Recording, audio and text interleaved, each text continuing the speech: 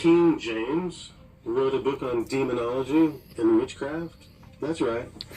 The guy who is involved in, who basically commissions a new version of the Bible, this is 1611, that is the first edition of what would be called the King James Bible, 1611.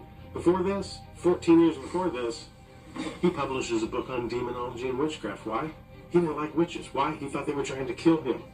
In fact, if we go to the preface of his book on demonology and witchcraft, this is what he has to say. This is how he is justifying the need to print this book. He says, "The fearful abounding at this time in this country of these detestable slaves of the devil, the witches or enchanters, hath moved me, beloved reader, to dispatch in post this following treatise of mine."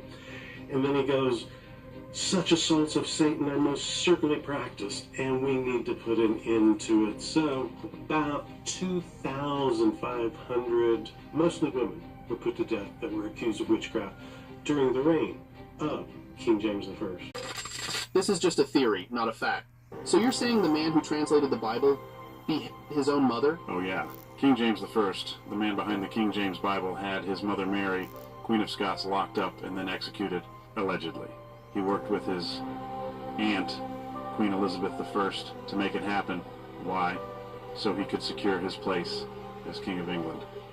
That's not exactly the kind of story you'd expect from someone tied to the Bible, is it?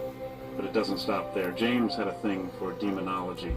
He wasn't just curious about it, he wrote an entire book, Demonology, all about witches, demons, and their nasty tricks. And this is the same guy who decided, hey, I should translate the Bible for everyone. And then there's his personal life.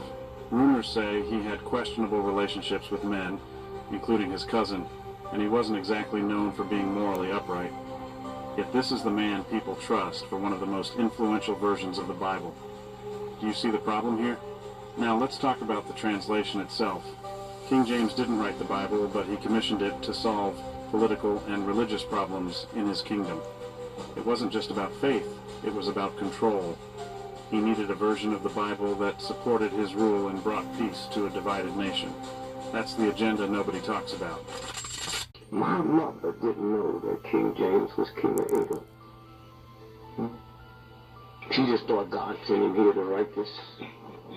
She didn't know King James was such a weird, strange homosexual. He hated women so bad he killed his mother, and his lover was Buckingham Palace. Who Buckingham?